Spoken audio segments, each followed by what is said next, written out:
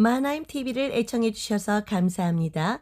구독과 좋아요, 알림 설정으로 응원해 주세요. 나를 항상 달게 지고 내가 죽도록 충성하리. 최후 승리를 얻기까지 험한 십자가 사랑하리. 빛난 멸류관 받기까지 험한 십자가 붙들겠네. 최후 승리를 얻기까지 주의 십자가 사랑하리. 빛난 멸류관 받기까지 험한 십자가 붙들겠네.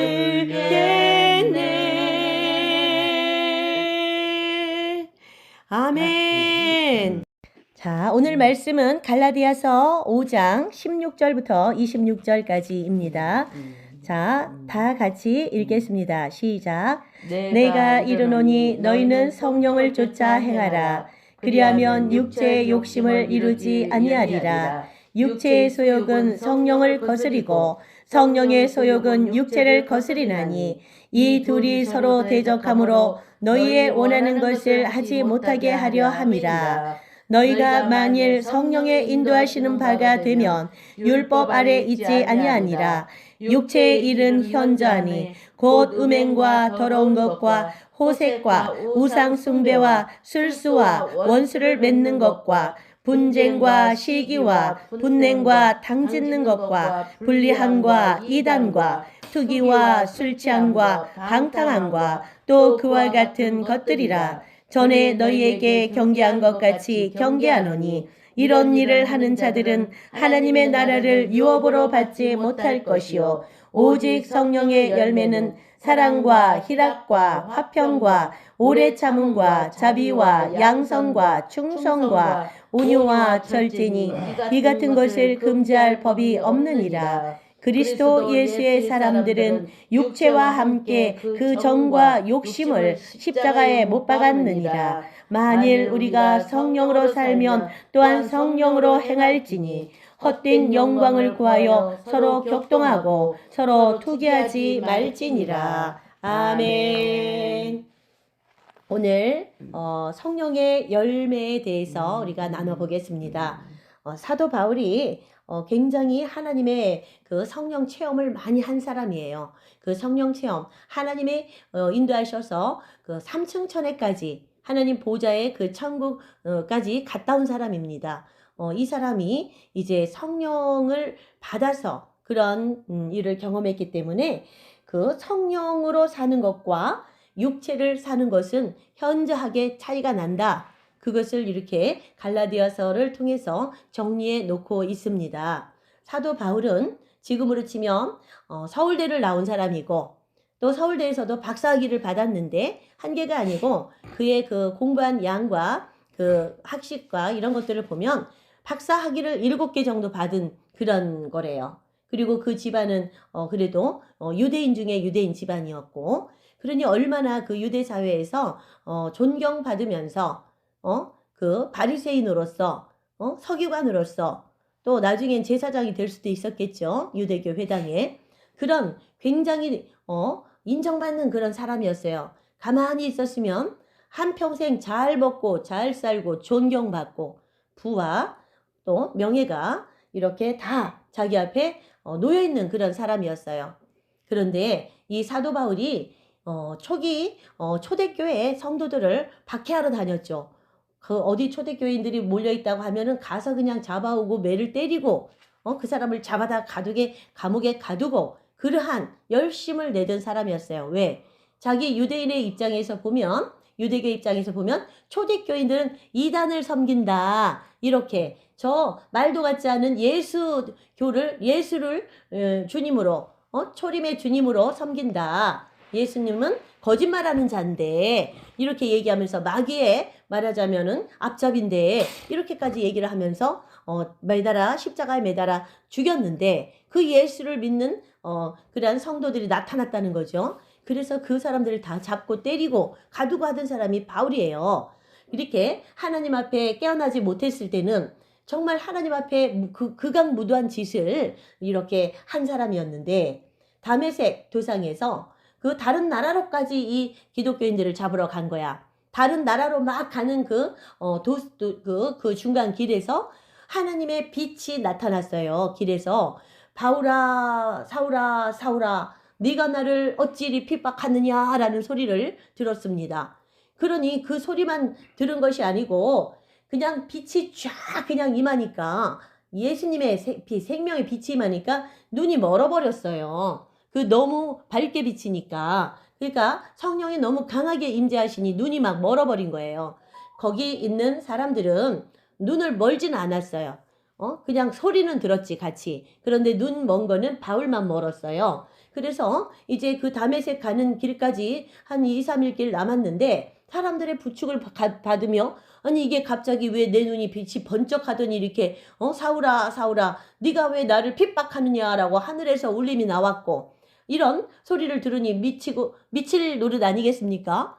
내가 미친 건 아닌데 그러면서 거기 가서 이게 무슨 일인가 하나님 소리도 들었으니 그래서 이 사람이 먹지를 않고 거기서 3일 그 밤낮으로 기도했겠죠. 자기가 믿는 야훼 하나님에 대해서 내가 왜 이런 일이 생겼는가. 그러고 기도하고 먹지도 않고 앉아 있을 때 아나니아란 사람을 예수님이 이제 보낸 거예요. 성령님이 거기로 가서 어디로 가면 누구네 집에 가면 그 사울이라 하는 자가 눈 멀고 그렇게 갑자기 아무것도 보지 못하고 먹지도 못하고 있을 텐데 네가 가서 얘기를 해주고 내가 보내서 왔다고 하고 그 다음에 그 사람을 위하여 기도하여 줘라. 그러면 그 사람이 나을 것이다 라고 말했죠. 그래서 이 사람 둘은 서로 만난 적이 없지만 성령의 인도하심 따라 가서 기도를 해주고 그랬을 때 사울이 눈에 껍데기가 이렇게 비늘이 덮었던 것처럼 덮여졌던 것이 확 벗겨지면서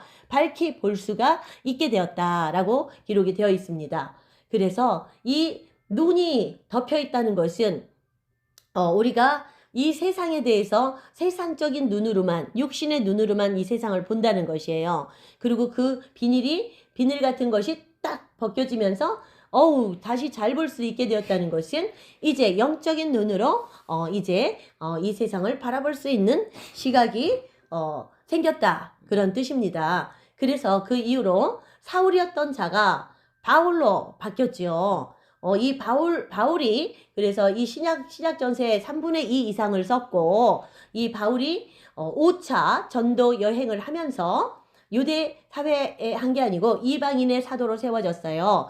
그래서 이방의 다른 나라에 다니면서 이스라엘 아니고 다른 나라에 유럽 땅에 터키에 그 다음에 시리아에 그 다음에 유럽 땅에 이렇게 다니면서 5차례나 걸쳐서 남은 인생 약 30년을 이렇게 헌신하면서 자기가 돈을 벌어 천막을 지어서 돈을 벌면서 그렇게 전도를 하고 다녔어요. 그리고 정말 많은 매를 맞았고 또 배도 3번이나 파손해서 죽을 고비를 넘겼고 심지어 감옥에도 gat혔습니다. 이런 모든 고난과 순환을 받으면서 오직 전파될 것은 예수 그리스도 그 십자가의 사랑, 그 사랑 예수 그리스도께서 우리를 위해서 십자가에 못 박혀 돌아가셨다.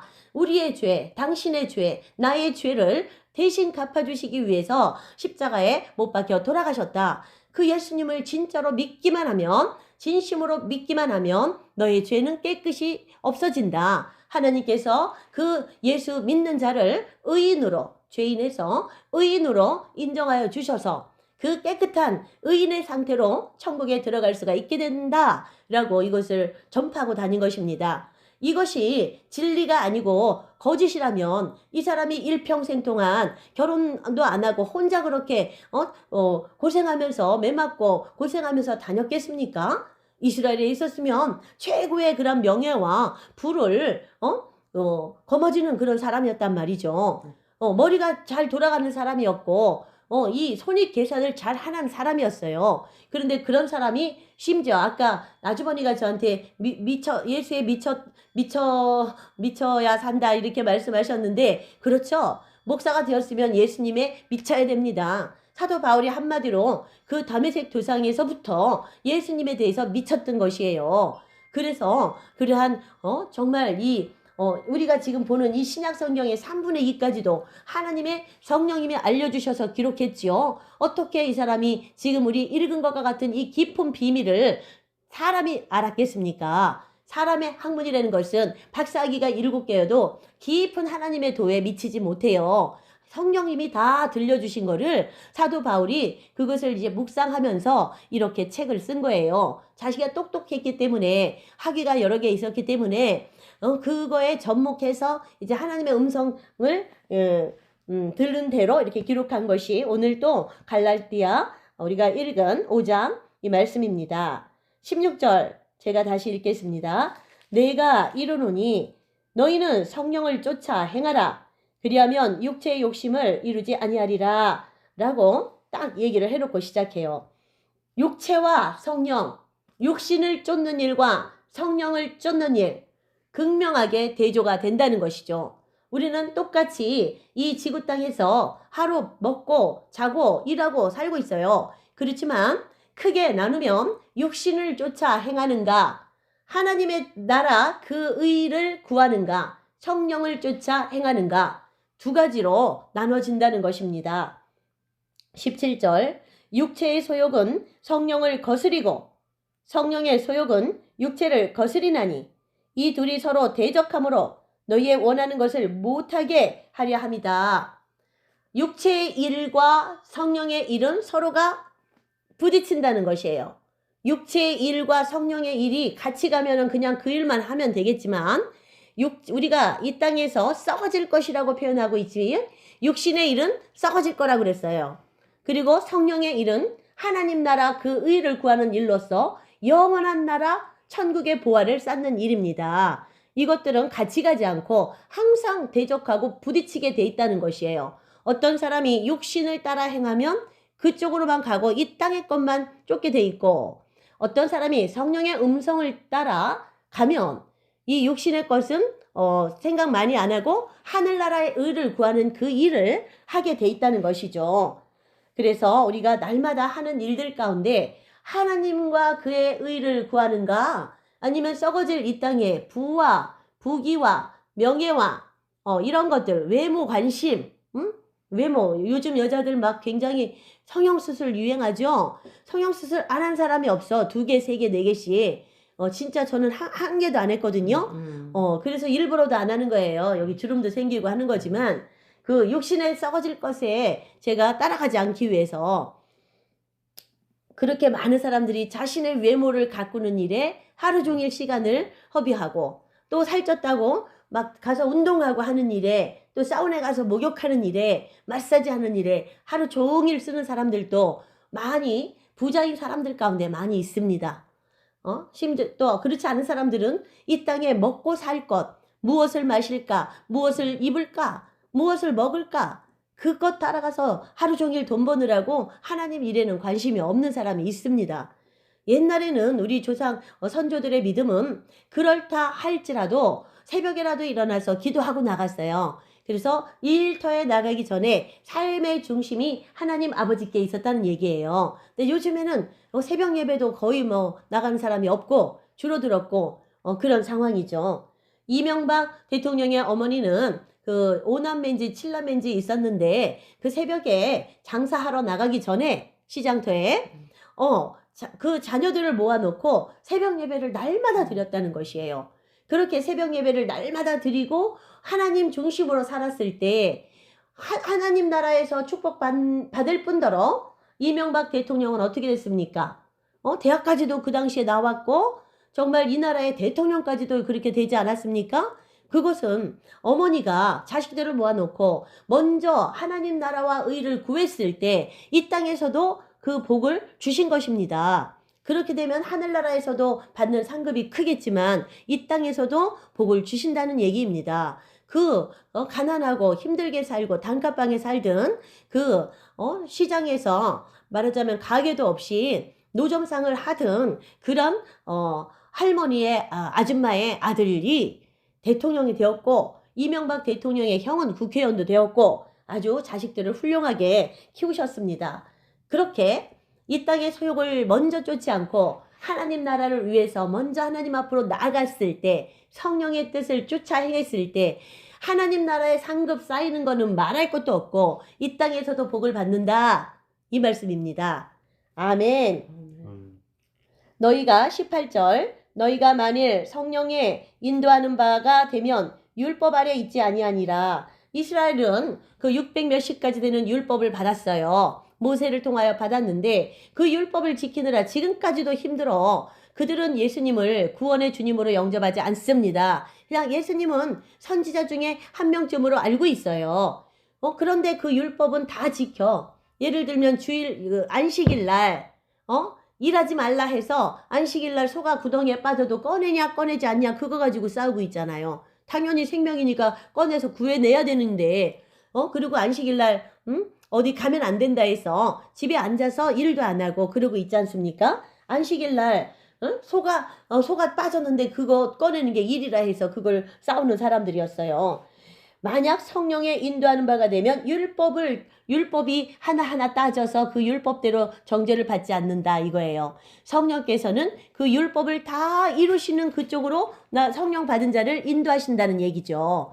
우리가 예수님을 잘 믿고 구원의 주님으로 영접하고 세례를 받으면 우리가 간절히 원하고 구하고 찾고 두드릴 때 가장 좋은 것인 성령을 선물로 주시지 않겠느냐라고 말씀하셨어요. 우리가 간절히 성령의 은혜를 구할 때, 두드릴 때, 찾을 때 성령님이 우리 안에 내주하신다는 것이에요. 하나님의 영이시고 또 예수 그리스도의 영이신 성령님이 우리 안에 살아계신다. 그래서 하나님과 나는 하나가 된다. 하나님과 내가 완전히 동체가 되는 거예요. 이래서 그 성령님이 내 안에서 계속 말씀해 주시는 거예요. 바른 길을 갈 수 있도록. 육신의 세상에 그러한 그 영광을 쫓지 않고 하나님 나라에서 큰 상급 받는 그 하나님 나라의 의를 구하는 일에 우리를 인도하신다는 것이죠. 아멘. 19절, 육체의 일은 현저하니 곧 음행과 더러운 것과 호색과 우상 숭배와 술수와 원수를 맺는 것과 분쟁과 시기, 분냄, 당짓는 것, 분리하는 것, 이단들, 투기하는 것, 술 취하는 것, 방탕함, 그와 같은 것들이라. 전에 너희에게 경계한 것 같이 경계하노니 이런 일을 하는 자들은 하나님의 나라를 유업으로 받지 못할 것이요. 분명히 말했습니다. 사도 바울은 성령님이 그 안에 내주한 사람이고 성령의 이끄신 따라 3층 전 하나님 나라의 영광을 다 보고 온 사람이에요. 그 땅이 얼마나 아름답고 그게 또 사람들이 행한 바에 따라서 그것이 상급이 다 다르다는 것을 다 보고 온 사람입니다. 그 사람이 얘기했어요. 이렇게 19절부터 21절까지 이런 일은 육체의 일인데 이런 일을 육체의 일만 일삼는 일을 하는 자는 하나님 나라 못 간다. 하나님 나라 못 간다. 유업으로 받지 못한다. 분명히 얘기해요. 다시 한번 읽겠습니다. 음행과 더러운 것과 호색과 우상 숭배하는 것, 술수 막 쓰고 다른 사람 속이는 것, 원수 맺는 것, 다른 사람하고 원수 지지 마세요. 화해하셔야 됩니다. 시기하고 분내고 분쟁하고 이런 거 다 하나님이 나라에 안 간다는 얘기예요. 화해하라는 얘기예요. 서로가 서로를 용서하라는 얘기예요. 주기도문에 나오잖아요. 내가 너희를 죄를 용서하여 준 것 같이 너희도 서로 너의 죄를 내가 너의 죄를 그러면 용서하여 주시옵소서라고 이렇게 기도하잖아요. 우리가 먼저 용서하는 게 우리끼리 사례에서 용서하는 게 먼저입니다. 그럴 때 하나님께서도 우리 죄를 용서하여 주실 것입니다. 또 투기와 이단, 당짓는 것, 분쟁, 이단에 빠지면 절대로 안 돼요. 우리 이모님이 이단에서 나오지 못하고 있는데 옛날에 그렇게 전도를 많이 해서도 소용없습니다. 회개하고 나오셔야 됩니다. 투기하는 것, 질투하는 것, 술 취하는 것, 방탕하는 것. 이게 우리나라 직장 생활하는 남자들을 술 취하고 방탕하는 거 죄가 아닌 줄 아는데 분명히 죄라고 나오고 하나님 나라를 유업으로 받지 못한다고 나옵니다. 술 취해서 해롱해롱하고 거기서 방탕하면 이렇게 되는 것이요. 그것이 쌓이면 이렇게 됩니다. 한두 잔 먹는 것까지야 그거 하나님께서 봐주시겠지만 한두 잔 먹는 거로 끝나지 않지요. 한번 그 자리에 가면은 코가 삐뚤어지도록 마시고 방탕하게 돼요. 그리고 실수하게 되고 그렇기 때문에 이것은 하나님 이런 일을 하는 자는 하나님의 나라를 유업으로 받지 못한다는 것입니다. 자, 기독교인들 술잔에서 이제 빠져나오십시오. 전에 너에게 경계한 것 같이 경계하노니 이런 일을 하는 자들은 하나님의 나라를 유업으로 받지 못할 것이라. 아멘. 아멘. 분명히 얘기했어요. 음행과 더러운 것, 호색하는 것, 색을 좋아하고 음행하고 우상 숭배 여기 나옵니다. 제사 지내는 것이 우상 숭배에 들어갑니다. 제사 지내는 것, 우상 숭배하는 것 분명히 하나님의 나라를 유업으로 받지 못한다고 오늘 읽었습니다. 우리 아주버니 우상 숭배가 부모에게 제사 지내는 건데 그 부모는 부모님은 우리 어머님 믿고 가셨기 때문에 천국에 이미 들어가셨어요. 그럼 천국에서 지옥까지도 왔다 갔다 못하고 이승까지도 다시 못 옵니다. 그럼 누가 여기 와? 귀신들이 오는 거예요. 이 땅에 마귀 사탄들이 쫙 깔려 있는데 그것들이 부모를 가장해서 그 제사 지내는 날 오는 것입니다. 이거는 하나님 나라 유업으로 받지 못하기 때문에 결단코 이제 양 명절에 제사 지내는 거 끊으셔야 되고 그날 둘러앉아 하나님 아버지께 우리 다 믿는 가족들이 되게 해주셔서 감사합니다. 우리 부모님 천국으로 먼저 옮겨주셔서 감사합니다. 우리도 그렇게 천국 다 하나님 잘 믿다가 예수님 잘 섬기고 믿다가 가게 해주시고 우리가 더 할 수 있으면 전도까지도 할 수 있는 전도자들이 되게 해주십시오라고 이렇게 예배를 드려야 되는 것입니다. 감사 예배 22절 23, 24 같이 읽겠습니다. 시작. 오직 성령의 열매는 사랑과 희락과 화평과 오래 참음과 자비와 양성과 충성과 온유와 절제니 이 같은 것을 금지할 법이 없느니라. 그리스도 예수의 사람들은 육체와 함께 그 정과 욕심을 십자가에 못 박았느니라. 아멘. 우리 안에 우리가 하나님의 그러한 말씀에 따라 살아가고 날마다 거룩함을 이루며 나갈 때 성령께서 내 안에 내주하면서 그 아름다운 열매들을 삶의 열매들을 하나님 나라의 유업을 받을 그 상급을 받을 열매들을 맺게 하십니다. 그것이 뭐냐? 사랑과 희락과 화평과 오래 참음과 자비와 양성과 충성과 온유와 절제 이러한 아름다운 덕목들을 우리의 삶 가운데 우리의 가정 가운데 열매 맺는다 이런 말입니다. 우리가 사랑하고 서로 기뻐하면서 희락이 넘치는 삶을 살고 서로 평화롭게 화평하게 가족 간에도 살고 오래 참고 서로에게 서로를 오래 참아주고 그것이 곧 자비이며 좋은 것을 양선 좋은 것 선한 것을 추구하며 하나님 앞에 충성을 다하고 또 사람 앞에도 충성을 다하고 또 온유하게 사람이 되어야 돼요. 온유하지 못하면 천국을 유업으로 받지 못한다고 나와요. 항상 마음을 사랑으로 가득 차게 할 때 이 온유함이 우리에게 입혀져서 그 온유함을 이룰 수 있는 것입니다. 그리고 마지막으로 성령의 열매를 말씀하시는 건 절제입니다. 모든 것 가운데 가장 중요한 것이 절제이기 때문에 이렇게 또 가장 어려운 것이기 때문에 가장 마지막에 이렇게 말씀을 하신 것 같습니다.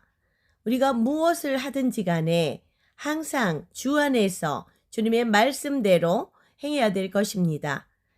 우리가 정말 어떤 것을 하더라도 주님의 뜻대로 나가고 주님께 여쭤보면서 절제하면서 나가야 될 것입니다. 우리가 재물을 쓸 때에도 절제하면서 주님께 여쭤보면서 이런 것들을 이 재물들을 어디에 쓸 것인지 주님의 뜻을 구하며 또 사용해야 될 것이고 또 하나님을 구한다고 그래서 너무 절제함이 없이 나아갈 때 또 잘못되는 경우도 볼 수가 있습니다. 항상 성령의 인도하심 따라서 성령의 9가지 열매인 사랑과 희락과 화평과 오래 참음과 자비와 양성과 충성과 온유와 절제, 이 성령의 열매들을 삶 가운데서 날마다 잘 열매 맺으면서 살아가는 우리들이 되기를 축복합니다. 할렐루야. 아멘.